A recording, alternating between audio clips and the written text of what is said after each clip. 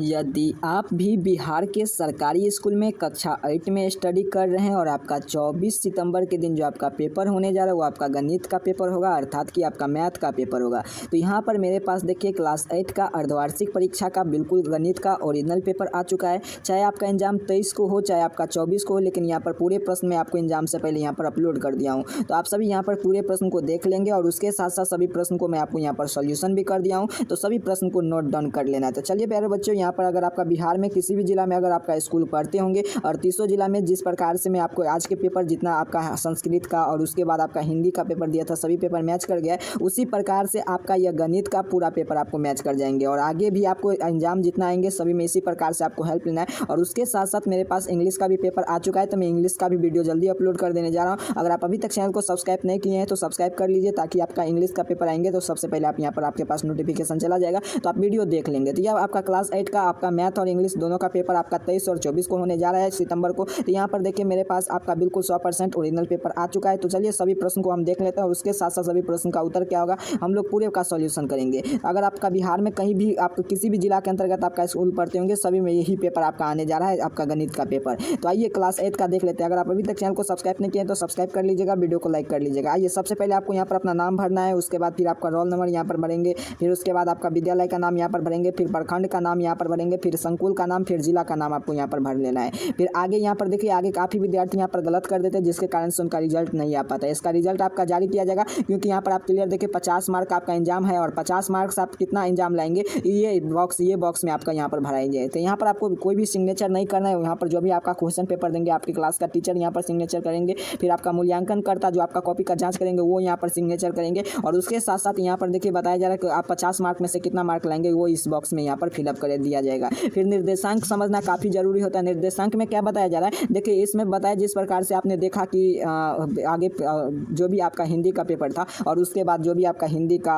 और विज्ञान का सामाजिक विज्ञान का पेपर दिया था, जिनमें से किन्हीं 5 प्रश्न का ही उत्तर देना, तो सेम टू सेम यही में भी 5 प्रश्न ही है। और उसके साथ साथ सभी प्रश्न के सामने उसका अंक दिया गया है कि कौन सा प्रश्न कितना अंक का है, सभी प्रश्न का अंक कितना अंक का है। उसके साथ साथ सभी प्रश्न के आगे ऊपर आपका प्रतिफल कोड दिया गया है, तो प्रतिफल कोड भी आप यहाँ पर क्लियर देखिए। तो इसी टाइप का प्रश्न आपको देखने को मिला होगा अगर आप एग्जाम में सम्मिलित हुए होंगे तो। और आपको जितना भी पेपर मैं दिया सभी पेपर मैच किया, तो इसी प्रकार से सभी पेपर आपको मैच करेंगे। यहाँ पर देखिए आपका रिक्त स्थान है जो कि खाली फिल इन द ब्लैंक्स है, जिसे आपको भरना पड़ेगा। तो पूरे प्रश्न का मैं यहाँ पर सॉल्यूशन किया हूँ। और चलिए सबसे पहला प्रश्न है, एक त्रिभुज भुजा का संख्या 9 हो तो उसे अंतः कोण की मापने की कोण का कितना हो जाएंगे, तो कोण का योग कितना हो जाएंगे, तो 1260 डिग्री हो जाएंगे। इसमें इसका उत्तर भरेंगे। 2 नंबर प्रश्न है, अगर 2 सिक्कों के एक साथ उछालेंगे, चलिए 2 सिक्कों के एक साथ उछालेंगे तो कुल संभावित परिणाम कितना हो जाएंगे, तो 1 पर 2 और 1 पर 2 तो 4 हो जाएंगे, तो 4 हो जाएंगे। अगला 3 नंबर प्रश्न में आपसे अंकित मूल्यांकन के विक्रय मूल्य के अंतर क्या होंगे, तो यहाँ पर बढ़ जाते हैं, तो इसका उत्तर हो जाएंगे।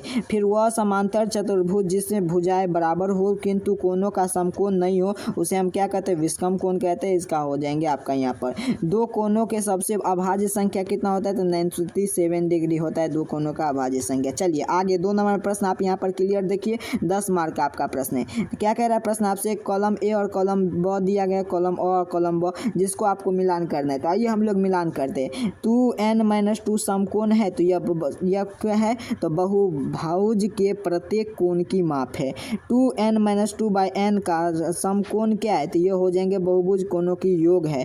थीटा 360 डिग्री व आंतरिक कोण क्या है, तो बहुभुज कोणों का भुजा की संख्या है। फिर यहाँ पर देखिए 4 नंबर में पूछा गया है 2√2 माइनस √ क्या है, तो और ये अपरिमेय संख्या परिमेय संख्या है। और x + 5 = 9, तो ये आपका रैखिक संख्या है, कोई घात नहीं, तो ये आपका रैखिक है। तो यहाँ पर आपको मिलान कर लेना है। चलिए आगे 3 नंबर प्रश्न को देखते हैं। जो प्रश्न यहाँ पर देखिए बताया जा रहा है, जिसमें आपका सही है उसमें सत्य का कथन भरे, जो गलती है उसमें आपका गलत असत्य का कथन आपको भरना है। तो यहाँ पर देखिए मैं टिक कर दिया हूँ, लेकिन आपको असत्य लिख लेना है। जो चीज़ सही है उसमें सत्य, जो गलत है उसमें असत्य आपको लिख लेना है। मैं यहाँ पर टिक कर दिया हूँ मैथमेटिकल हिसाब से। यहाँ पर देखिए समचतुर्भुज का विकर्ण, इसका उत्तर हो जाएगा बिल्कुल सही, यास्की या कि सत्य होते हैं, इसमें सही का निशान मारेंगे। फिर दूसरा देंगे सद्भुज के विकर्ण की संख्या 6 होती है, तो बिल्कुल सही, तो इसमें सही का उत्तर भरेंगे। 1 2 3 पाइथागोरस त्रिक है, तो ये बिल्कुल नहीं, 1 2 3 पाइथागोरस त्रिक नहीं है।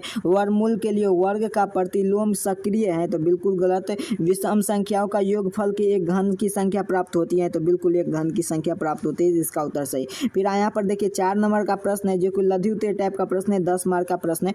यहाँ पर 2 प्रश्न दिया गया, जिनमें से एक बनाना है आपको प्रश्न, एक प्रश्न पर 5 अंक आपको दिया जाएगा। तो यहाँ पर देखें, मैं यहाँ पर 1 नंबर प्रश्न बनाया कि एक आयताकार की लंबाई और चौड़ाई का अनुपात 3.2 है, तो यदि परिमाप 30 सेंटीमीटर हो तो उसकी लंबाई और चौड़ाई ज्ञात करना है। तो आइए इसका हमें यहाँ पर सॉल्यूशन किया हूँ, 4 का 1 का सॉल्यूशन। मान लेंगे कि लंबाई, आयतन की लंबाई 3x तथा आयतन का चौड़ाई 2x। फिर यहाँ पर प्रश्न के अनुसार यहाँ पर आयतन का प्रामिति निकालना, तो 30 सेंटीमीटर है, 2 गुने लंबाई प्लस चौड़ाई, तो 30 सेंटीमीटर, 3x प्लस 2x, तो ये हो जाएंगे 5x, 2 और यहाँ पर आ जाएंगे, तो 5 दूनी 10, तो यहाँ पर 3 नीचा में आ जाएंगे, तो 3 5 दूनी 10 और 30, तो x बराबर 30/10, तो यानी कि 10 या कितना, तो 30, तो 3 आ जाएंगे और 3 आ जाएंगे। तो आयतन की लंबाई और चौड़ाई ज्ञात करना है, तो 3 गुने लंबाई 3 गुने चौड़ाई, तो यहाँ पर लंबाई और चौड़ाई ज्ञात करेंगे, तो यहाँ पर 9 मीटर इसका आंसर निकल जाएंगे। और आयतन की चौड़ाई भी यहाँ पर 6 मीटर आ जाएंगे, 3 दूनी 6 आ जाएंगे। आयतन की लंबाई 9 मीटर और आयतन की चौड़ाई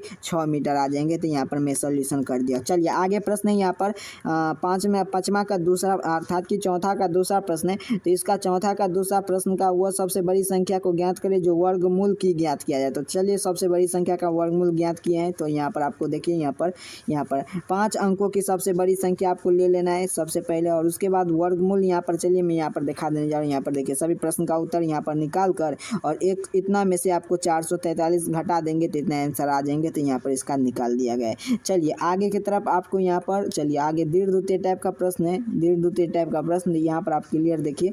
ये प्रश्न हो गया 5वां नंबर प्रश्न, ये आपका दीर्घवृत्तीय टाइप का प्रश्न है। ये प्रश्न आप बना लीजिएगा, काफ़ी आसान प्रश्न है, दीर्घवृत्तीय टाइप का। आप क्लास 8 के विद्यार्थी, तो आपको जरूर प्रश्न को खुद से भी सॉल्व करना है, तो ये प्रश्न तो बना लीजिएगा, नहीं तो आपको मैं और बना दूंगा, तो इसका मैं आपका व्हाट्सएप ग्रुप पर सेंड कर दूंगा। अगर आपको मैं प्रश्न का अगर दिक्कत होगा बनाने में, तो मैं बनाकर व्हाट्सएप ग्रुप में। फिर आपका यहाँ पर देखिए काफ़ी बहुआ टाइप ग्राफ है, या अगर ग्राफ ही आप बना सकते हैं, तो ये